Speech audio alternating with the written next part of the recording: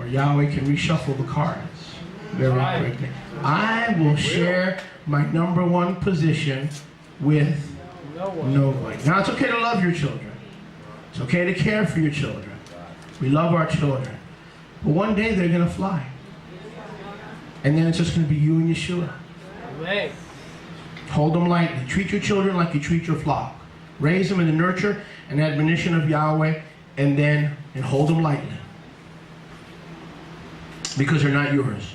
That's right. But when Saturday morning is bowling, Saturday night is drama, Erev Shabbat is recital, I mean, come on. Do we really need to go through these things?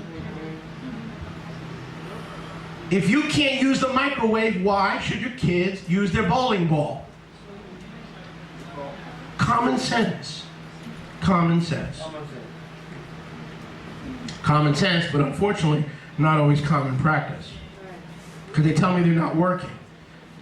Come on, let's be honest. You ever put children in a car to go to a soccer league game? That's not work.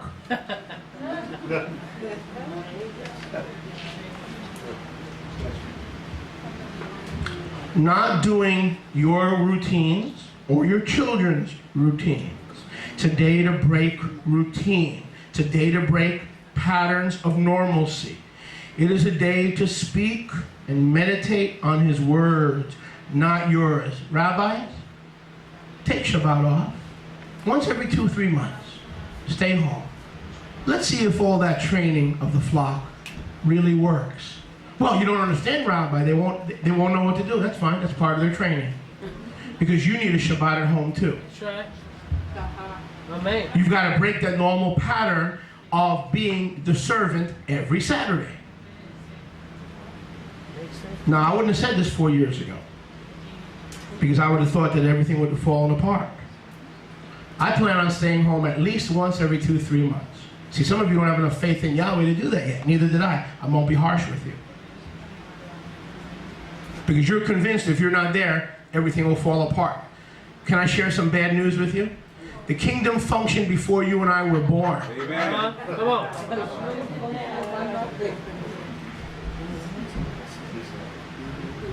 And it shall continue to function. And you'll see how beautiful, pardon me, how beautiful it is for Yahweh's people to have their gifts step to the front and manifest. Man, just give them some space.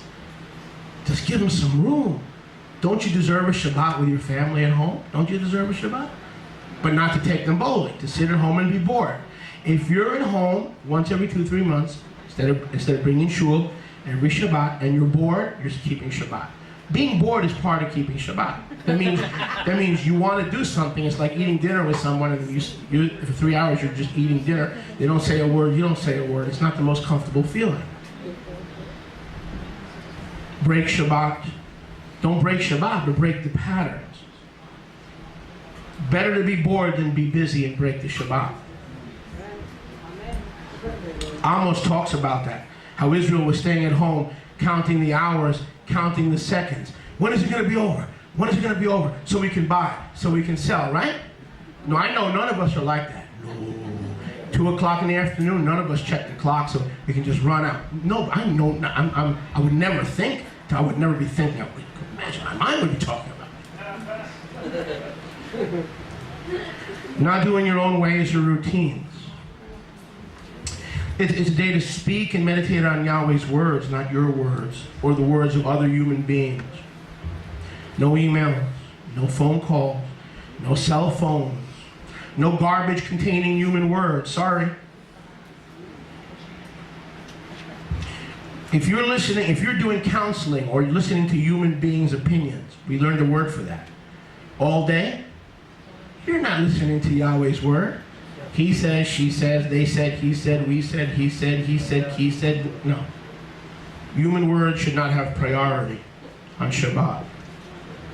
Bereshit to Gilyana should have priority. Yeah, okay, we can say it, right? Stop opinionating on, don't bring me those human words. I want Yahweh's words on Shabbat. I tell my people every Shabbat, I'm in lucha libre profesional in my congregation. Yit kadal v'yit kadat, shemeraba,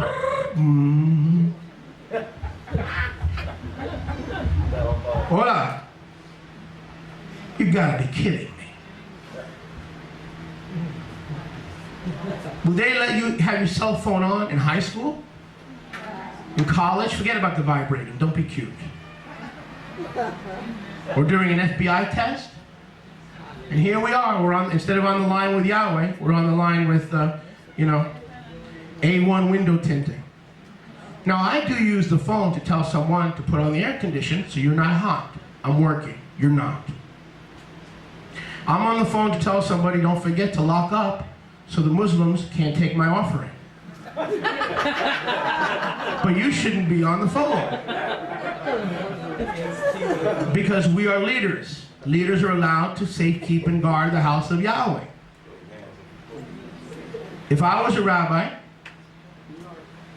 I would put a big sign right at the front door. No cell phones in the synagogue. That's part of breaking the pattern. Now, Rabbi, that's harsh. That's harsh. What happens if it's an emergency? 911. Well, go ahead and have an emergency. Let's see how quick 911 emergicizes. By the time 911 emergicizes, I can call fire down from heaven. Amen.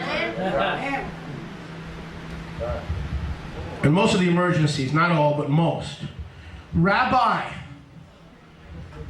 my baby made poo-poo. My wife's not here and I've never changed a diaper. Can you pray for me?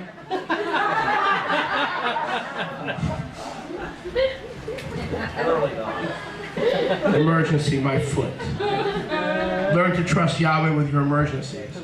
Amen. I have a slight arrhythmia in my heart. And every once in a while I'm trucking. Trucking, right? And my heart goes. And I'm like, oh, this is it, Elizabeth. Honey, I'm coming to join. Wife's not here. At least she was here. She could see me go like somebody can care. I'm all alone. I'm on the road. I'm trucking. I have a slight arrhythmia. I was about in my 30s. I went to the doctor with the German accent. My cholesterol was 600. My trials were 2,000, 3,000. So I have good news, Mr. Konyachevsky. You're in good health, and if you continue this way for another week, you'll be dead. She says, you have a slight arrhythmia.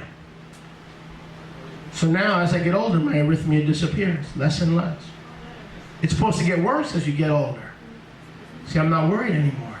Because if there's a real emergency, Melachim will come and help me and take me home or get me out of the picture or tell Rivka to call. There are no emergencies with Yahweh. No emergencies. Don't look at me like that. I'm telling you the truth. Amen.